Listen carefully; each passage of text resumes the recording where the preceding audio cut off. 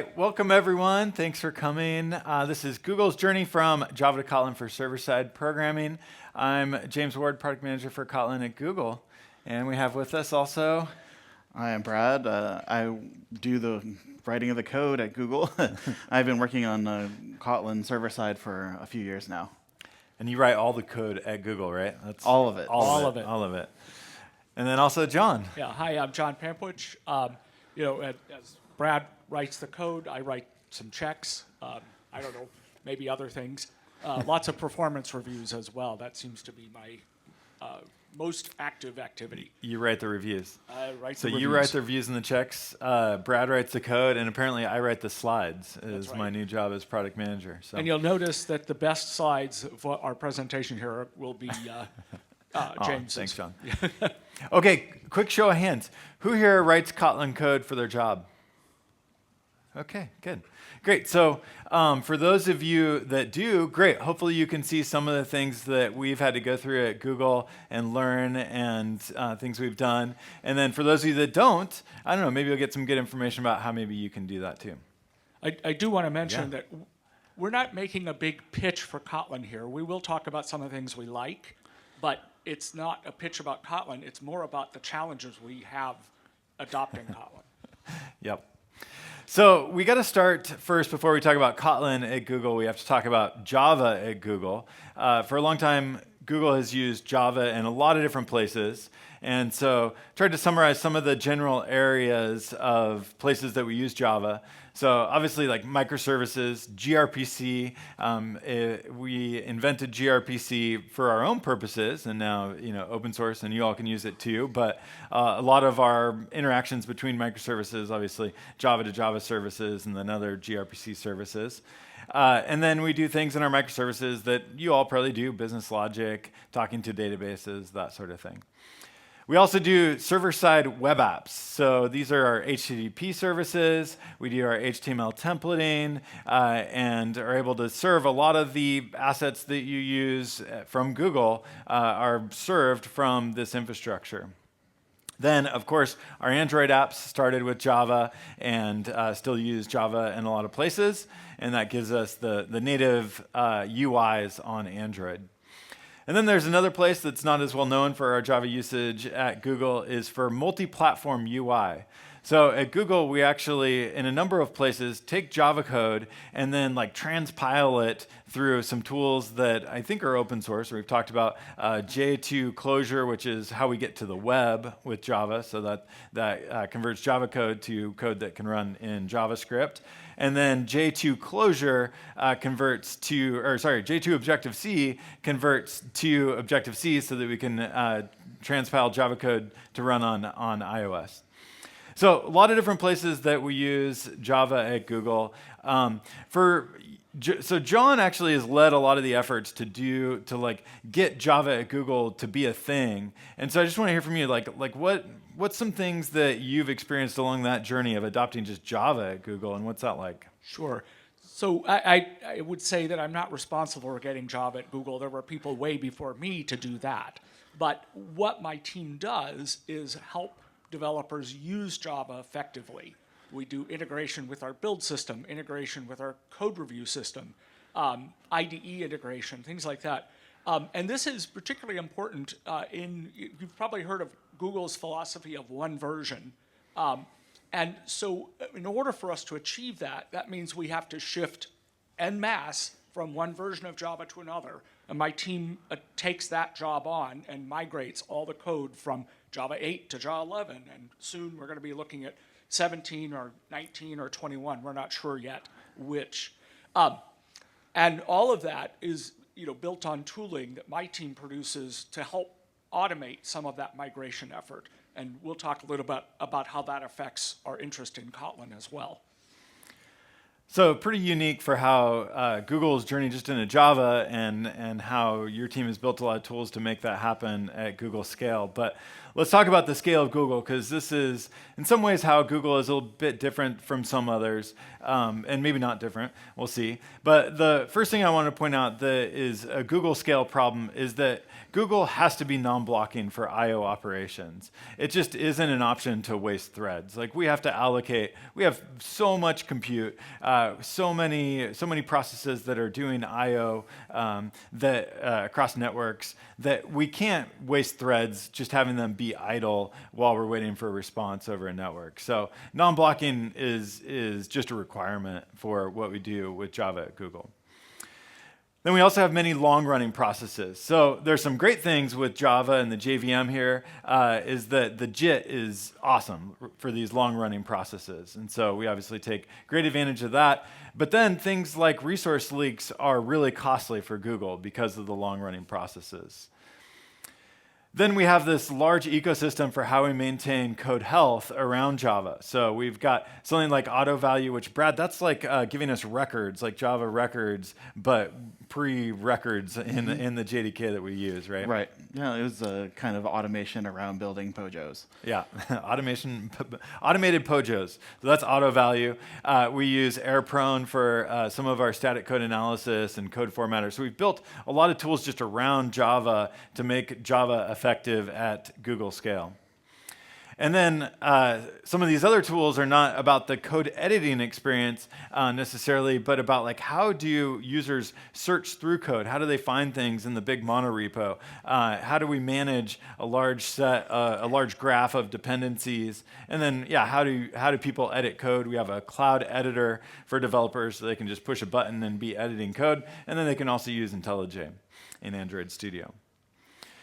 Okay, and then as John mentioned, we have the single version policy. So what this does is it creates consistency across Google where every team is using the same JDK, every team is using the same version of Juice and Guava and all that. And so that's nice because we get that consistency, but it also does have some challenges that John was mentioning about how do we upgrade. Upgradability gets difficult the kind of more deeply embedded, the more foundational something is. But this does make it so that using libraries and upgrading libraries is a bit easier than upgrading JVMs, and we'll hear more about that later. Okay, so that's kind of the history on Java at Google and some snapshots there. But I did want to talk about, obviously we're here to talk about Kotlin. So Google, in a lot of ways, kind of started our major Kotlin journey 5 years ago when the Android team announced that Kotlin was going to be the language for Android. And so that's been great. This is 5 years ago now, and a lot of you have probably heard of Kotlin through the context of Android, because this was like the first real kind of big time when a lot of developers started using Kotlin. And so it's been great. 95% of our top 1,000 Android apps now use Kotlin in some way. And so Kotlin has been very successful in the Android ecosystem, and that's been awesome to kind of build up that Kotlin ecosystem. But we're here to talk about servers. So with servers, we around the same time, we started looking at, okay, what would it mean for Google to enable the ability to use Kotlin for server-side programming as well. And so one of our leads of the Kotlin team on the server side, Kevin, he had this quote in the blog post that I was referencing about 5 years of Kotlin on Android. And we started working for a few years to add Kotlin support. And it turns out this is not just like, oh, add the compiler and we're done. Like there is a lot of work that has to go into taking a very large code base and ecosystem and tooling ecosystem and get that onto Kotlin and enable that effectively. And so we started on that journey of server-side Kotlin at Google.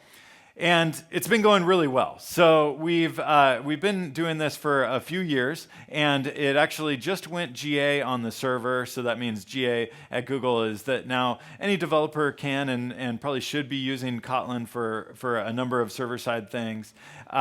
And so that's been great. We're GA for Kotlin on Android, and now thousands of engineers at Google are writing Kotlin code, but it's up to the teams to choose. We're not forcing Kotlin on anyone. They can still do Java if they want to, and because of interop, which we'll talk about later, they can do that.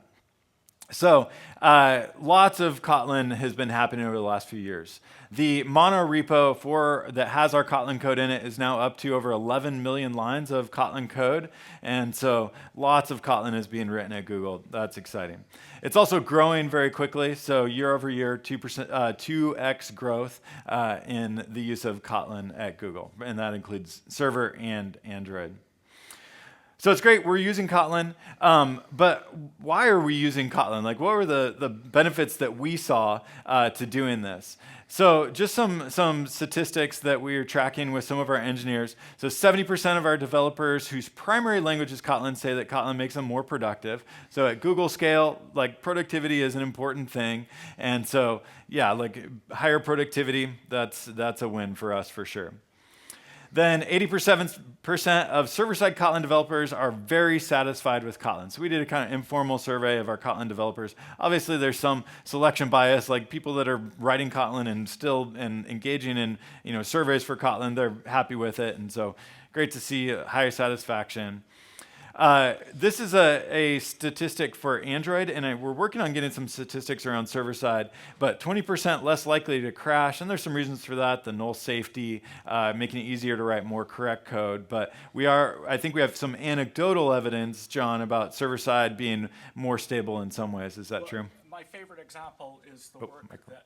I got to use the mic. My favorite example is some work that Brad's team did where they had a class of errors that when they translated to Kotlin, all of them went away. They never saw, I think it was null pointer exceptions, right? Yeah. It was just, the graph just stopped. And that was exciting to see. Nice. So we had the graph of like null pointer exceptions in production, and it just drops when we move to Kotlin because of the null safety. So some nice wins there. Okay, and then 0% degradation of productivity when you're in a mixed Java and Kotlin code base, and John will talk more about that in a little bit. And then I wanted to highlight a big reason why Google is getting behind Kotlin in so many ways is just that there's this vast growing ecosystem of developers. It's not just Google. Google has built a lot of Google technology for Google and only Google, and Kotlin is obviously for everyone and has a large ecosystem outside of Google, and that's important to us, is to have something that is not, we call it tech islanding. We don't want to like be building tech islands.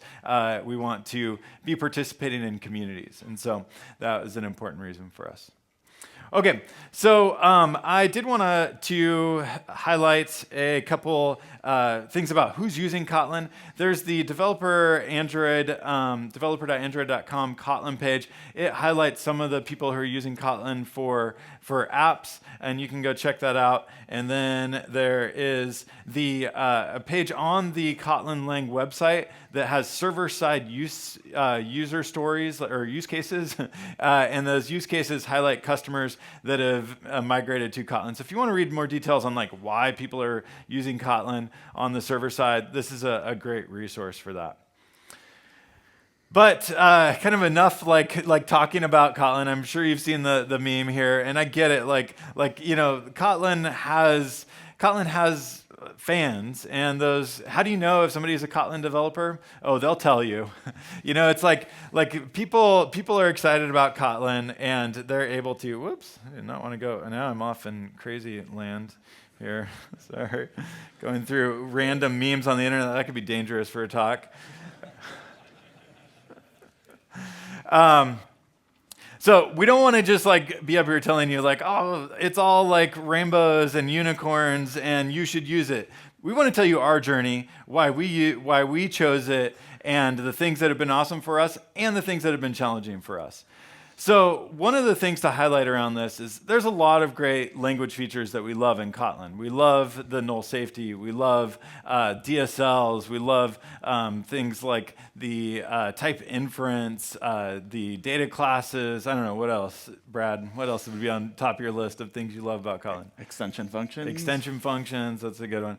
There's a lot. But Google has this very large Java code base, and we're beginning to do more Kotlin, and so we can't just all of a sudden magically get all the benefits of Kotlin. So an example of this is we have a lot of code written in Java protobuf, and you'll see that we're using the builder syntax in Java, and we could have just written Kotlin code that would be the exact same. right? And that's fine. That works. There's interop.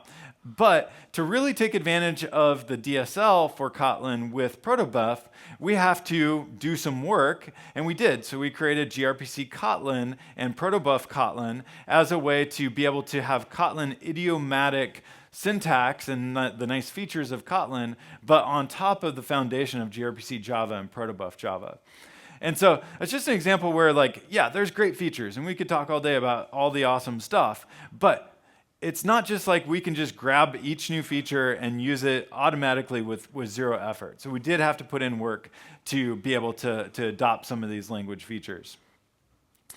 All right, so that's I think that's a key part that we want to convey in this presentation, is that, like, Kotlin is great, we love it, but it's not free for us. And so there's some challenges when we adopt a new technology. How do we actually use the feature in reality? How do we train all of our Java developers on the new feature? How do we, most importantly, make sure that we don't break anything when we adopt this new technology? And so, John, you had an example of a place where it was challenging. We didn't just get some new feature for free. Yeah. So a couple I want to mention. One was protobuf. We could have written protobufs for Kotlin in a way that it was just Kotlin, but that would have made it harder to use with Java. So we had to make sure that the protobufs for Kotlin actually produced compatible Java objects, which was one of the things that was really important to us. Another example is optional. We use optional almost as much as we use protobufs at Google. If you've ever heard it, people say that engineers at Google write protobufs. It is true. Java developers use optional at Google, and they use it a lot. The problem is that optional doesn't really fit well with Kotlin as it's presently implemented in the Java platform. You can use it, but it's clumsy by comparison to the approaches you'd use with Kotlin. This is one that we're working on to try to make better. We don't have a perfect answer yet, but it's definitely something we're investing in. We want to make optional really behave the way you want it to with with Kotlin. So that's coming. Yeah. Yeah. So that's I think a good way to look at it. Like, we want to take advantage. We want to, like, give all of our developers the ability to be more productive and get all those great features, but it takes work to get there. And so let's now talk more specifically about the work that Brad has done with Kotlin on the server. All right, thanks, James. So I'm going to give you a little bit of background about some of the aspects of development for servers at Google on the JVM. And then we're going to talk a little bit about some of the things that we really like about Kotlin for this, and also the issue of one of the issues here at the bottom, which is thread safety. So you may have heard a lot about how Google develops software. I've been at Google for 15 years, and I've seen a lot of this grow up. We have a giant mono repo where tens of thousands of engineers are contributing code to the exact same repository. And every time we ran into a natural barrier where it seemed like, we are running into the scaling limits, Google being Google, people saw technical challenges to be overcome. So here we are, we have an enormous mono repo, and that leads us to a lot of challenges. For the JVM, we also have a common framework that's responsible for mapping RPCs and HTTP into your Java application. It's based on Juice. It isn't Spring. I know there's a lot of people who are talking about Spring. It's like Spring. It's like Spring. It's like Spring. So we use these frameworks to be kind of the venue to provide standard facilities. So for us, the interop story is really the key. We have a really large existing code base, and the fact that Kotlin can really work well interacting directly with that existing Java code was crucial. We didn't have the resources to start over again with replace everything all at once right now, and then we'll start using Kotlin. That would have been a monumental task. And we saw that was a hindrance for Go adoption when Go was first created. A lot of the infrastructure that was needed to build Go systems at Google didn't exist yet, and it was a hindrance. So Kotlin's interop with Java is great, but there's still problems. And I wanted to walk through just one example. Kotlin has declaration and use variants. So that's really cool. It's an attempt to try and make more comprehensible some of the generic aspects. But those types behave differently under reflection. And we use Juice, and Juice uses reflection a lot. So in this code example, you can see two areas where we're using container, and we're using a container of string on the first line to bind an instance, and we're trying to inject a container of string.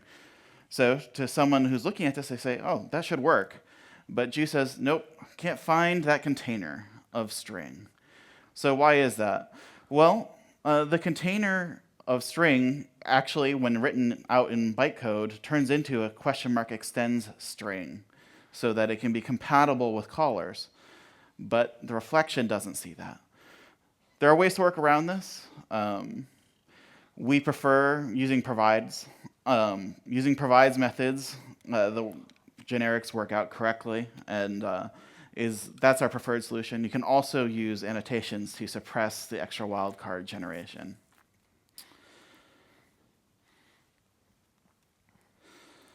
So interop is great.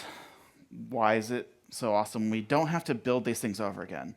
We don't have to start with a whole new RPC system. We don't have to start building our framework. We don't have to rebuild all the common libraries. And we don't even have to rebuild our application code. We can take Kotlin and start using it at a single file level. We can have a package full of Java files, and we can start adding Kotlin files. So that lets us kind of adopt Kotlin and get some of those benefits in an incremental fashion.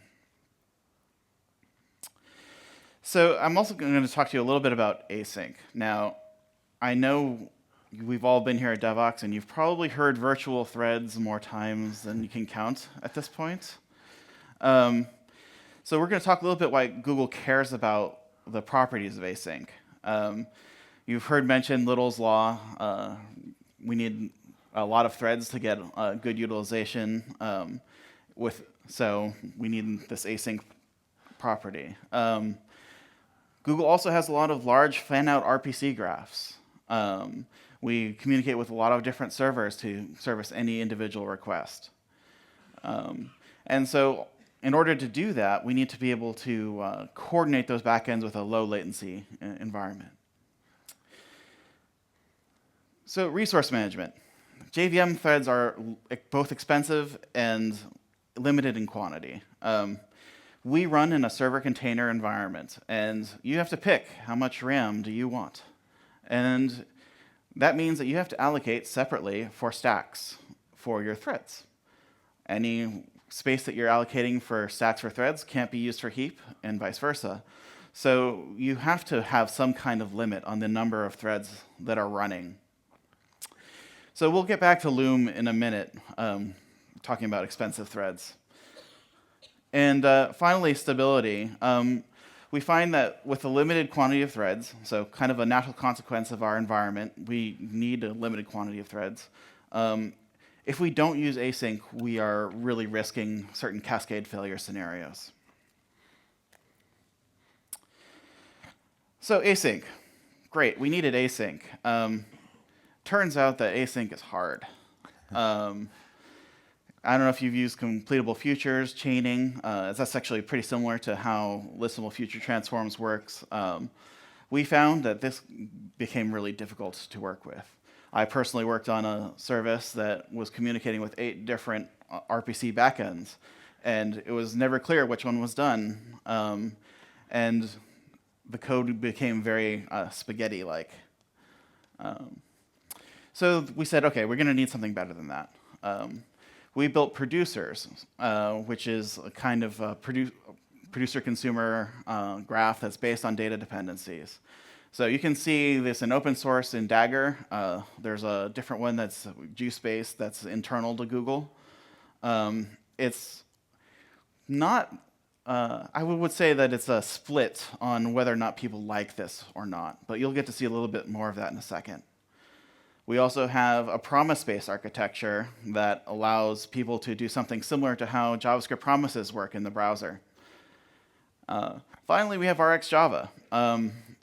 Why? Because it's a terrible way to stream, but it's the best one we got. And so for streaming, that's kind of the encouraged pattern for Java. And of course, we've tried some other things. So if you're getting the sense that there's a lot of dissatisfaction with these async paradigms, then I think you've kind of gotten the point. So what are some of the things that we get from coroutines? Well, it's better than Java concurrency frameworks. We found that those can be pretty awkward. Each one will have its defenders, but we really would like to get closer to that synchronous style that we've been talking about throughout the rest of DevOps. And coroutines are better because they allow us to have suspending functions.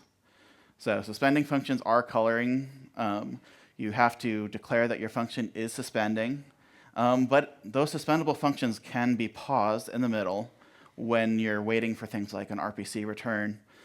And then when those things are complete, you can come back into your thread and resume where you left off. And it has the mechanisms to interop with a lot of the existing async frameworks that we already have. That's really important. We need to be able to build on top of the things that we already have. And lastly, I wanted to say that for people who have blocking Java, coroutines actually represents a really nice migration path because the algorithms look the same. There's no changing to callbacks and all of these other things. If you built a blocking server before, you make it a suspending one that uses suspend functions, and the code path looks the same. So let's talk a little bit about an example. So this is a pretty simple example, which is, hey, I've got a server, and my server's job is to send an email to a group of people. So we've got a server that provides a group of people's email addresses, and then we have an email server with which we want to use to send out those emails. So implementing this using our producer framework, we have to return up the stack every time. We want to release a thread. We don't want to hold on to the thread, so that means we have to return. So that means that each of those interactions that is async requires a function boundary. So our producer framework stitches these things together. So here's the part of the code that is actually sending the group email message by invoking a graph. So the first step is actually fetching a list of people. And so you see here's our first async function, and it's returning a future. So we pass that back up so that we can return and give our thread back. We then have a function that takes in that list and then creates applies the template and then sends the email. That's another async function that's going to return some status code. Did we successfully send? So finally, we have to make our response for our service based on whether or not that was successful. All in all, this is a lot of ceremony. There are some nice things about this. Because the way the auto wiring works, it creates an optimal schedule, so things aren't waiting unnecessarily. But compare this with the coroutine implementation. So here we have the entire same operation being done in coroutines. It's in a very direct, easy to follow, single function. And so here we have our two async functions. When these are called, the work gets paused, the thread gets released, and then we resume right where we left off. So this is a big win for us.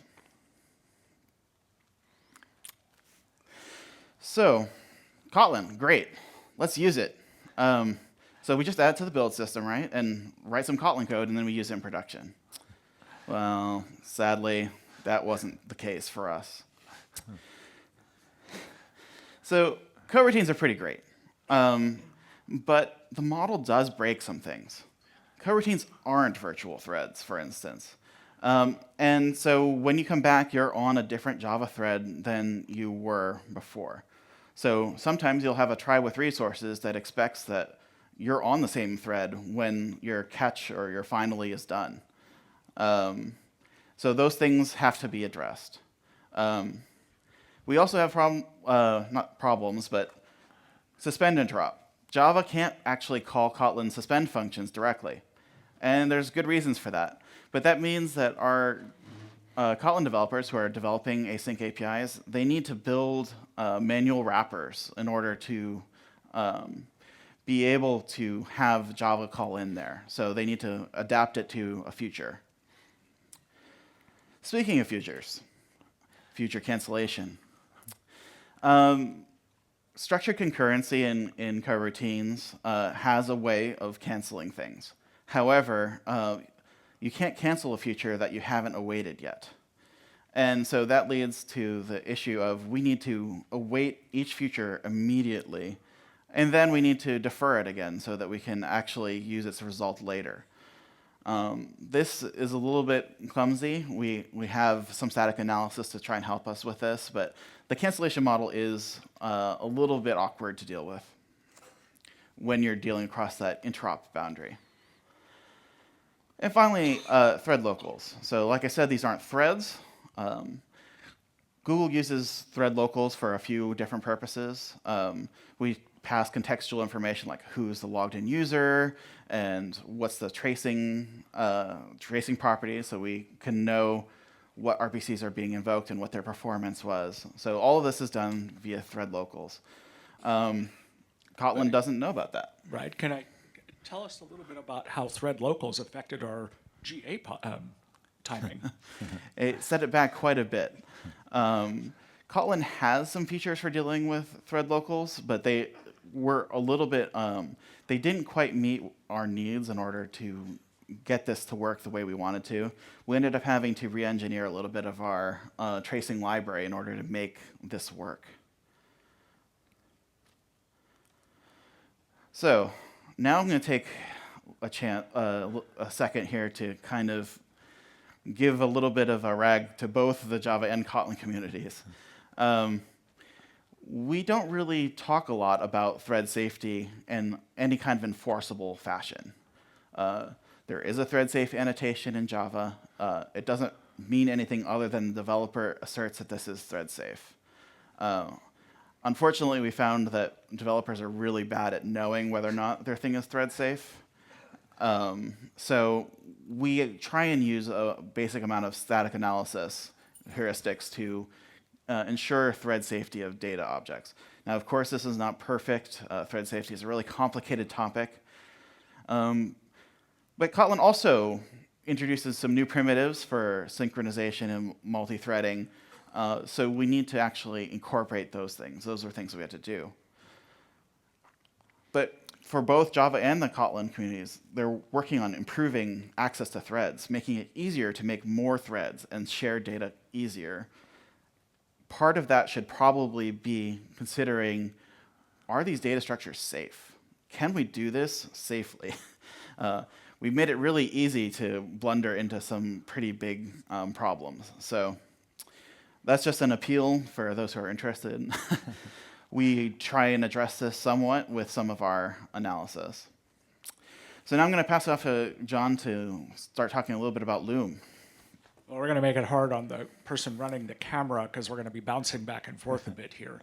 But Loom is very exciting, and I can assure you we are investigating it a lot at Google now because we do want to take advantage of it. But at the same time, we think coroutines provide us value today, and it's decoupled from the runtime version. So we get to, Kotlin can keep advancing, even if we don't move JVMs anytime in the future. Our upgrade cycle on Kotlin is about 2 weeks. We can get a new version in that short of a time. Our upgrade cycle on the JDK, a major version of the JDK, is measured in years. I'm not going to tell you exactly how many. We are working very hard to shorten this, but that's a big deal for us. And so, as I think Brad had mentioned, or no, we're still coming up on that. So it's a challenge because of the timeline, we won't be able to adopt Loom as much as we want, as quickly as we want. So how threads are important, we know that from Little's Law. How does Loom fit into coroutines? Well, that's an interesting question. I think that we're finding that Loom is going to be awesome. Like, we're really looking forward to it, but we don't have it yet. Right now, it's in a preview state. Maybe hopefully we get to stability by 21 for LTS, which is maybe the first time we could start considering it. So how many of you think that you could start using it, Loom, like next year? Okay, in production. Yay! All right. That's a pretty small number of hands. Maybe, how about 2 years? Well, there's a few more hands. That's good. So yeah, we're looking at a little ways out, right? Loom is great, and we're really looking forward to it, but it's not here yet. And we can get a lot of the same benefits, the synchronous code style right now just by using Kotlin. So we're really happy about that. So, we're looking at best, when JDK 21 comes out, if everything is stable, then we have to wait for all of production to roll out. So as long as there's no bugs and all of production rolls out, the best we could possibly do would be 18 months to start. And right now right now we have a solution that we're working with, and we're going to use Loom when we get there, but we're not there yet. So James, how does Loom affect coroutines? Yeah, so from the Kotlin side, you definitely could see a world where if you want to use Loom on top of or underneath coroutines, you'll be able to do that. And so for us at Google, using coroutines allows us to be Loom ready in the places that Loom will be. But Loom, unfortunately, won't be everywhere that Kotlin is.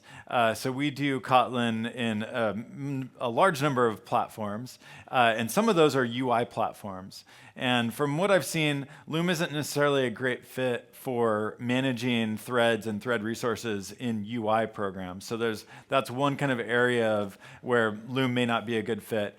But then there's other platforms as well. Kotlin Multi-Platform allows us to write Kotlin for iOS and for the web, and Loom is unfortunately not going to be available on those platforms either. So yeah, I think coroutines gives us the ability to be Loom ready in the places that Loom will be in the future. And then with coroutines, we have one async model for all of the different places that we're using Kotlin code, which is nice. Absolutely. So we're thrilled to see Loom coming, and it will make a big difference in Google's approach to doing software development under the JVM. So what other challenges do we have? Well, first of all, Google has a lot of engineers, and a lot of them have a lot of experience with Java, sometimes measured in decades. And so motivating someone to revisit their background and say, we want you to shift from writing Java code to Kotlin code, that's hard.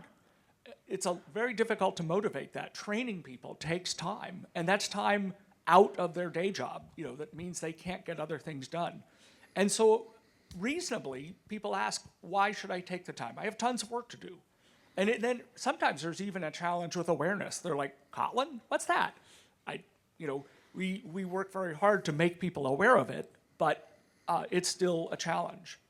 Our ecosystem, we already noted that Kotlin does well. Its secret weapon is that it's very compatible with Java, but that doesn't mean that it fits into our ecosystem perfectly.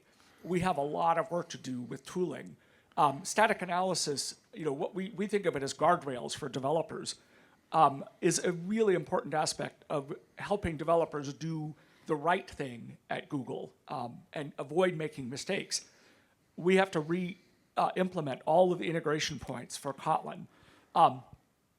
It's an interesting challenge, and I'll talk briefly about that a little bit more.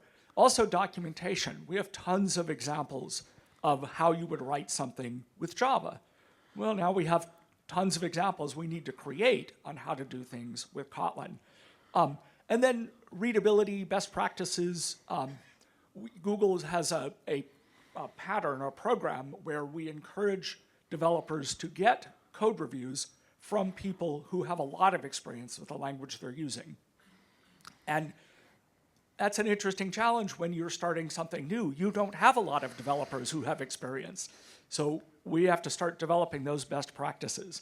And then supporting developers. Again, this is a big part of what my team does. We have to develop and learn new patterns of doing that support.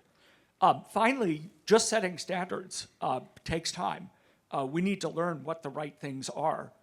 Simple things like test first versus test last. In other words, if you're going to rewrite some code, do you change your tests, which may invalidate them, or do you change your production code and then use your tests that were already written to validate that code? People sit on both sides of that. Some people prefer to experiment with their tests because it's safer.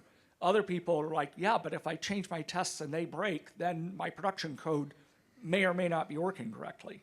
And then, as I already noted, coding style itself is a factor that we need to work on as far as helping developers produce something that everyone can pay attention to. I did want to mention static analysis a little bit. We use a tool for Java called error-prone, and we use it a lot. We have hundreds of checks that run against all Java code, but the implementation is tightly coupled to Java and particularly to Java-C. And it's also tightly integrated into Google's tooling. And that means that it doesn't work for Kotlin. So we use Android Lint, but Android Lint is not just Android and not just Lint, and it works on both Java and Kotlin. So in that regard, it's a nice step, but re-implementing all of the old static analysis that we had with error-prone is a big challenge, a lot of work. So as we migrate code, we have to also update the checks. It's also computationally more expensive to use than error-prone because it runs as a separate process instead of part of the compilation. Mixed code. So we've talked about that. We use Java and Kotlin together. And I don't know if Google ever published this study, but a few years back, we did an internal study evaluating the cost of mixing Java and C++ in the same project. And an outcome of that was there was significant overhead to mixing Java and C++. And that actually created a pattern for us across projects at Google. We assumed that mixing languages was expensive. So we did another study with Kotlin, and it was very similar, but we had a very different outcome where the impact's actually very low, and then strangely, in some cases, we even saw some improvements. Speculation is that it's the ecosystem that is hard to adopt. Paradigms, libraries, memory models, and other complex interop are challenges that you face when you mix languages like C++ and Java, but you don't face when you mix languages like Java and Kotlin. And that influence is a pretty significant reason why we feel we can adopt Kotlin effectively. So then, the other question, as I said at the beginning, I write the checks. It's not quite true, somebody else does that. But my organization's responsibility is improving developer productivity. How do we measure that? How do we know that developers are more productive? And we use various proxies, more lines of code, fewer lines of code, both of which kind of measure productivity. I liked Tobias's talk in the session prior to this, where he talked a lot about changing your pace so that you can be ultimately more productive. That's one of the reasons why we don't particularly like trying to measure developers' productivity in terms of lines of code or change request rates or change request time, because none of those really tell you anything about outcomes. What they tell you is how effective people are at gaming the measure. So what we mostly use today, until we find a better measure, is we look at developer satisfaction. How satisfied are people with using the tools, the infrastructure, the language, the libraries, all of that. I like to note that developers don't just write code. They debug code. They do code reviews. They debug code. They design code. They debug code. You get a pattern there. It turns out that a lot of our time is not spent writing code. It's doing other things. And that's another reason why we look at adopting Kotlin, is because we think that it helps reduce those other costs. And so then our conclusion, which I was almost tempted to delete this slide because it was no fun at all. We see higher developer satisfaction, higher productivity, higher reliability. We get server and mobile at the same time. And we can adopt incrementally, which is a huge win. So I think that's everything. James? Yeah, I you guys think. Want to add anything? No, it's been a journey. Hopefully, our journey has been helpful for you in some way to make that journey. And yeah, let us know if you have any questions or anything that we can help with. We'll be around afterwards. But thank you so much. Hopefully, that's helpful.